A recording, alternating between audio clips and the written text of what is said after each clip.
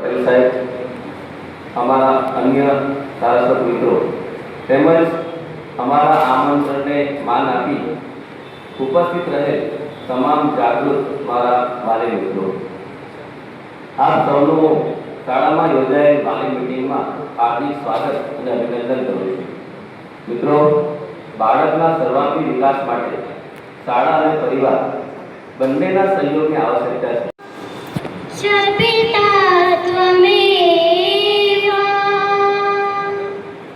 त्वमेव बन्धु च सखा त्वमेव विद्या द्रविणं त्वमेव सर्वं मम देवदेवा त्वमेव सर्वं मम देवदेवा.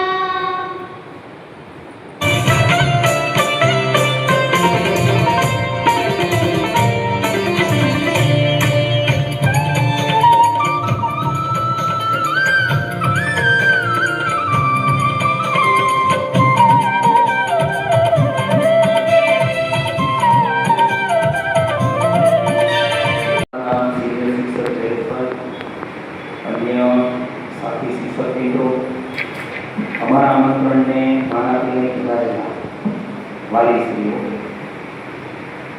ખરેખર તો જોવા જઈએ તો કોમર્સ અને આર્ટ્સના થઈ 4 વર્ગો છે. 4 વર્ગોના વાલીઓની સંખ્યા નક્કી કરીએ તો 250ની આસપાસ થાય છે. એમાંથી ખરેખર તમે અહીંયા ઉપસ્થિત થયા છો તો તમે સૌ ધન્યવાદને પાત્ર છો. તો તમારા સૌ માટે સૌપ્રથમ કાર્યો થઈ જાય. ખરેખર બાળકોનું ગીત તમે વિચારો છો. વાલી મિત્રો, ધોરણ 12 કોમર્સ અને આર્ટ્સ કારકિર્દીનું અતિ મહત્વનું વર્ષ છે.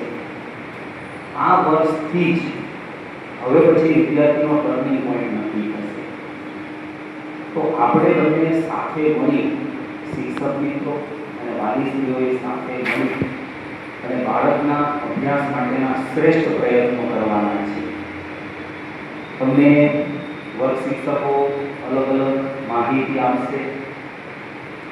શાળામાં હાજરી, નિયમિતતા, એકમ કસોટી, સામાજિક કસોટી. સુપરવાઇઝર શ્રી સુધીરભાઈ, જ્ઞાનની ગંગા વહાવતા મારા સાથી શિક્ષક મિત્રો અને જેમની આંખોમાં પોતાના સંતાનોના ઉજ્જવળ ભવિષ્યના સપના અંજાયેલા છે તેવા અત્રે ઉપસ્થિત વાલા વાલી મિત્રો, આપ સૌને મારા હૃદયના નમસ્કાર. આજે હું આપની સમક્ષ એક શિક્ષક તરીકે નહીં, એક વક્તા તરીકે નહીં, એક ઉદ્દેશક તરીકે નહીં, પણ આજે આપની સમક્ષ આપની ચિંતાઓમાં આપની સાથે આપના બાળકોને પાંખો આપવા માંગતો એક સહમંત્રી તરીકે તમારી સાથે ઉપસ્થિત છું અને કેટલાક મારા વિચારો રજૂ કરું. આપણે બધા અલગ અલગ પરિવારો દ્વારા સત્રના પ્રારંભે આયોજિત વાલી મિટિંગમાં અનિવાર્ય પરિસ્થિતિના કારણે ઉપસ્થિત ન રહી શકનાર પ્રિન્સિપાલ દર્શક, શાળાના સુપરવાઇઝર સુધીરભાઈ, સિનિયર શિક્ષક ગણેશભાઈ, ઉમેશભાઈ, રાજેશ્વરીબેન, રાજેન્દ્રભાઈ, દિલીપભાઈ તથા આજની મીટિંગમાં ઉપસ્થિત રહેલા સર્વ વાલીઓનો હું ભાવવંદન સાથે અભિવાદન કરું છું. તમારું બાળક, તમારું સંતાન છેલ્લા 12 વર્ષથી આ શિક્ષણના પંથે કાર્ય કરી રહ્યું છે. તમારું સપનું છે કે મારી પુત્રી, મારો પુત્ર છે 12માં સારા ટકા લાવે